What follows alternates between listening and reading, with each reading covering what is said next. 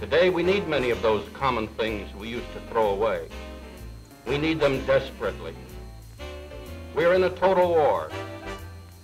Every home, every business, every farm is in that war. Every man, woman, and child. Recycling and rationing became a common everyday occurrence during World War II. Items that were once trash were seen as treasure in the 1940s. Anything from bottle caps to scrap metal were recycled for the war effort.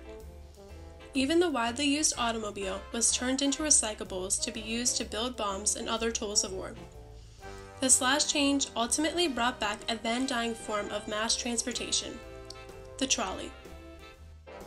Trolleys were built in 1885 for rush hour as a convenient way of getting workers from place to place.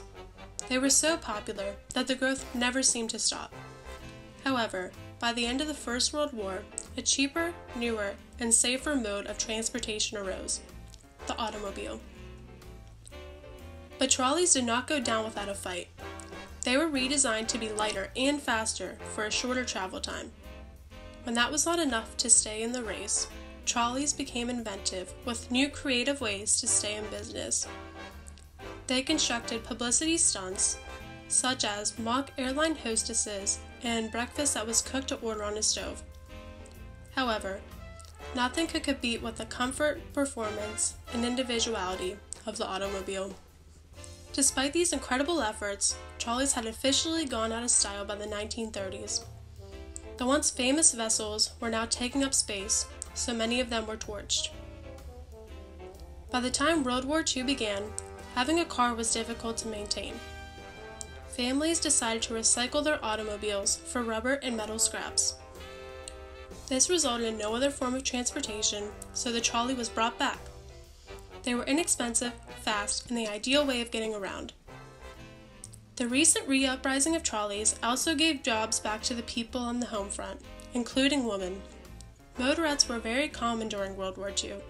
They were the main operators of the streetcar systems. In fact, these women were essential to making everything work. They helped families on the home front get from place to place, and even brought men back home to their loving wives and children when they returned from the battlefield.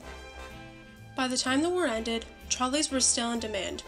Few women kept their positions as operators, though, after the men came back from war. Before long, though, the automobile regained its prominence, and by the late 1940s, trolleys were once again out of style. Today, trolleys are highly collectible. People are fascinated by their unique designs and the role they played before the automobile age.